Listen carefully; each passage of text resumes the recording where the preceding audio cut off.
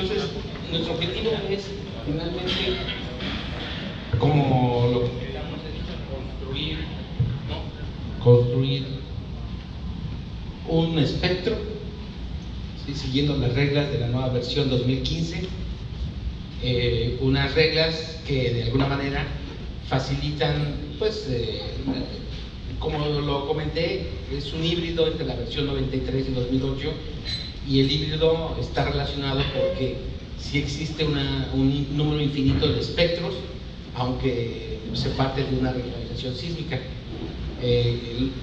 La idea de tener un espectro regional es ser atractivo nuevamente para que todo el mundo pueda usarlo. Como primer punto, si se acuerdan, lo que se tiene que hacer es clasificar las construcciones dentro de los grupos A+, A y B, en donde de manera rápida las estructuras del grupo A+, pues son aquellas que tienen una alta importancia, donde son inversiones muy grandes, donde la falla de la estructura puede poner en riesgo un gran número de personas, y fundamentalmente como ejemplo pues podría ser una central nuclear. Entonces, evidentemente son estructuras que tienen que tener un tratamiento particular.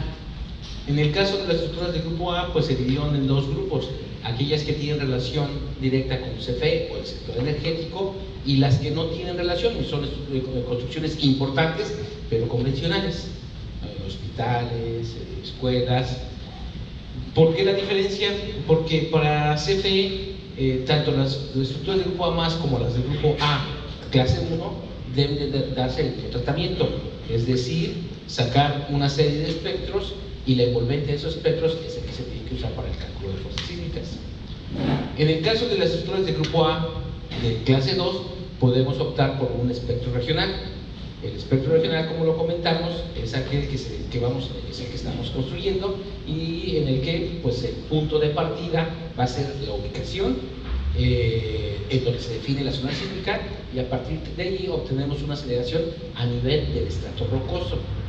Si nosotros, como dije al principio, tenemos evidencia de que es roca, el espectro que se obtendría a nivel roca es el que debemos usar.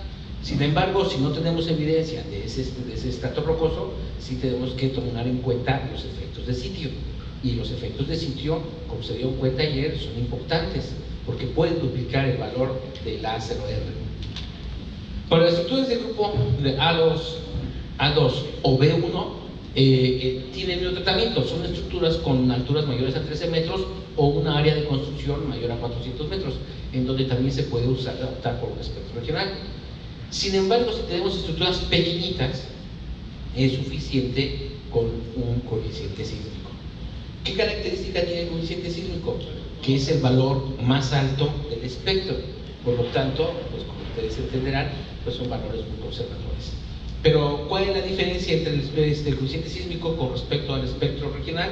Que para este no necesitamos conocer características del suelo. Como es un valor constante, pues aplica directamente a cualquier tipo de suelo. Es para periodos cortos muy conservador, y como son estructuras pequeñitas, pues en principio estaríamos siendo muy conservadores. Por eso es que no requerimos estudios de sitio. Sin embargo, no se limita a que usemos coeficientes sísmicos. Si uno quiere un espectro regional, por supuesto que se puede hacer. Incluso si para construcciones pequeñas queremos espectros de sitio, también se puede hacer. ¿Cuál es la diferencia? Pues que se tiene que invertir recursos para poder obtener un espectro de sitio. Sin embargo, puede ser que nos beneficie en el momento del cálculo de fuerzas sísmicas, ya en la parte económica. Normalmente los espectros de sitio tienen mayor impacto en construcciones donde la estructura es la más importante, y me estoy refiriendo a estructuras industriales, en donde la estructura pues, es lo más costoso. De hecho, hace algunos años, llegó una empresa para tratar de aclarar por qué los espectros, estoy hablando de la versión 2008, para estructuras industriales no está reducido por R. Y mi primera pregunta fue, pues, que tiene razón, se nos olvidó considerarla en la versión 2008. Sin embargo, estamos del lado conservador. Pero cuando me explicaron la cantidad de estructuras que se iban a diseñar y el monto que representaba el no considerar al menos dos, que es la sobreresistencia, pues impactaba completamente. Así es que, efectivamente, si toda la estructura, si la construcción, el mayor porcentaje es estructura, pues el impacto de un coeficiente sísmico es muy alto. Si estamos hablando de construcciones pequeñas, pues probablemente no represente tanto un coeficiente sísmico.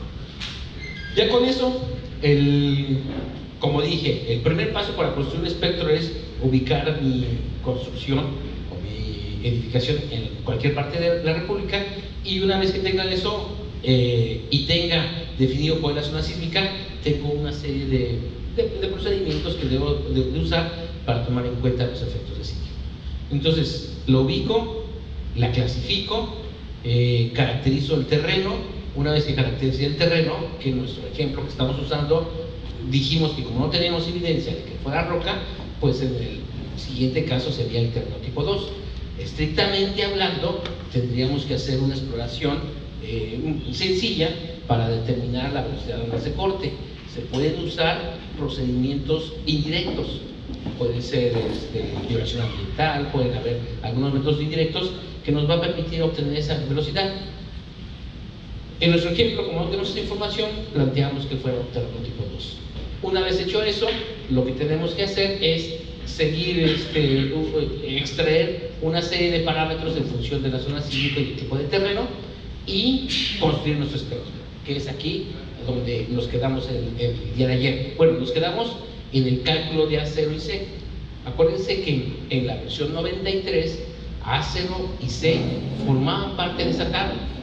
Por eso es que era para nosotros un problema que hubieran esos brincos tan exagerados, porque como teníamos valores discretos, pues el valor de A0 y C nos daban en algún momento unos saltos tremendos, y en las fronteras era la duda de cuál valor usar.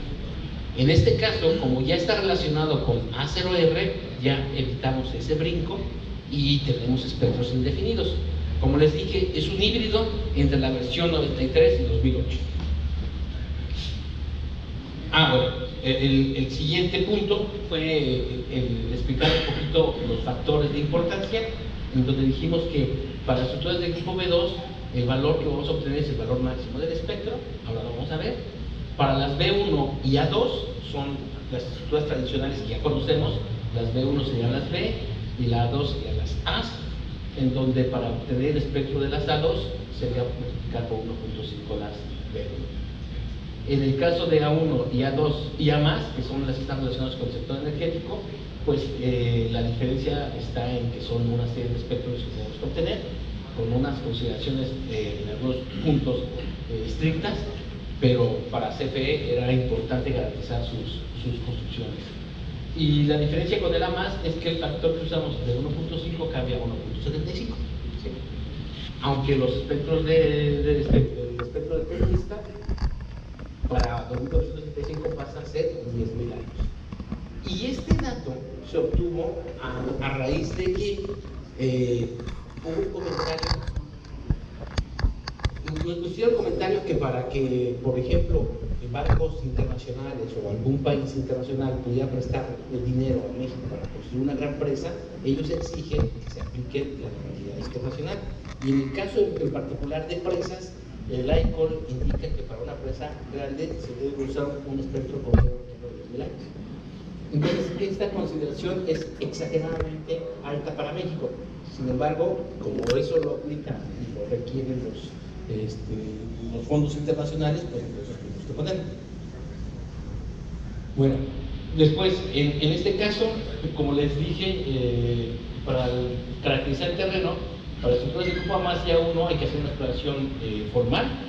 En el caso de A2 y B1 puede ser una exploración básica, y en el caso de B2, las estructuras de B2, pues no se requiere la exploración. Y para poder caracterizar terrenos tipo 1, tipo 2 y tipo 3, como comentamos, si la velocidad de corte es mayor a 220 metros por segundo, el terreno es un estrato firme o rocoso y se clasifica como terreno tipo 1. Si está entre 320 y 360, es terreno tipo 2 y terreno tipo 3, y abajo de los 360. Un terreno tipo 3, pues como ustedes bien saben, son terrenos tipo de la Ciudad de México, en donde incluso en la Ciudad de México el terreno tipo 3 se subclasifica en 3A, 3B, 3C, 3D, una serie de subclasificaciones. Se han detectado periodos, un suelo con un periodo de aproximadamente un segundo ya se considera un suelo poco competente.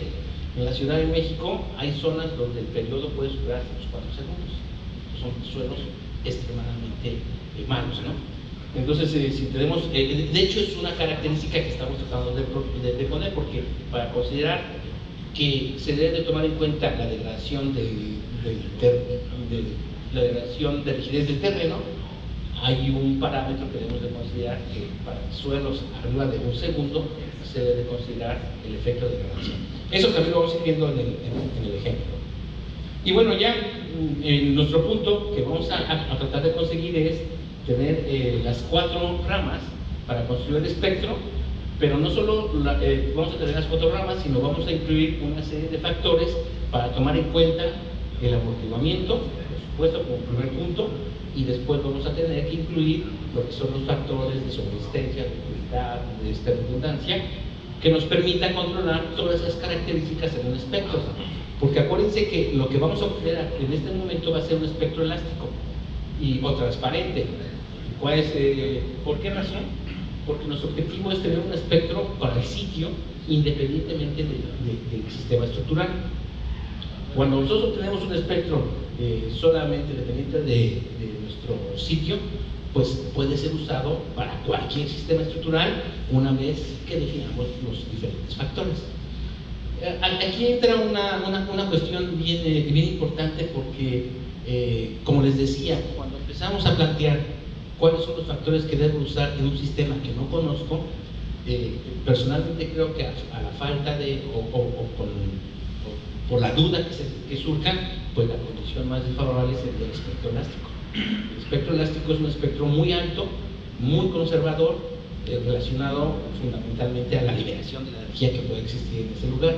Entonces, si yo no tengo forma certera de poder definir un factor de su utilidad o sobreesistencia, pues la primera condición es no usarlo. Acuérdense que sobre resistencia manejamos 2, 5 y 3. Significa que un espectro elástico se debería dividir entre 2, 5 o 3. Pero si yo no tengo certeza de que va a tener sobre resistencia, pues no lo divido entre 2, lo dejo tal cual, como transparente.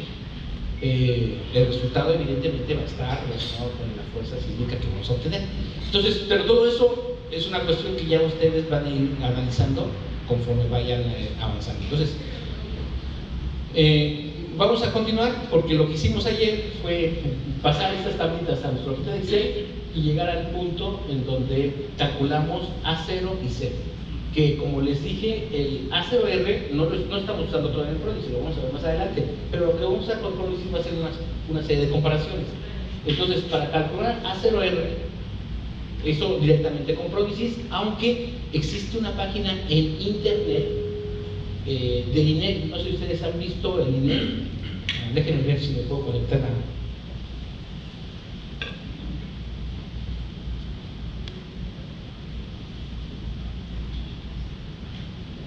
a internet. Dice que tengo acceso.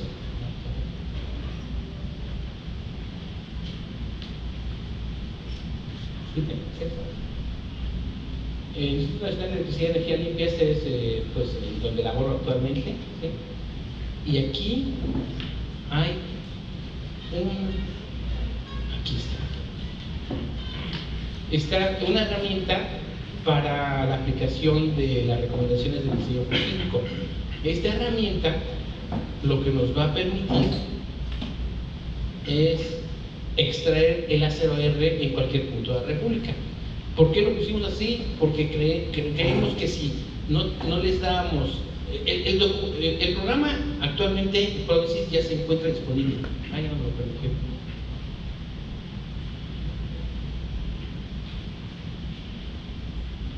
O sea que el internet ya no funciona, ¿verdad? Ya no, sí, es que como está abajo. Déjenme, voy a sacarlo conmigo. Creo que ese punto es importante para que lo tengan.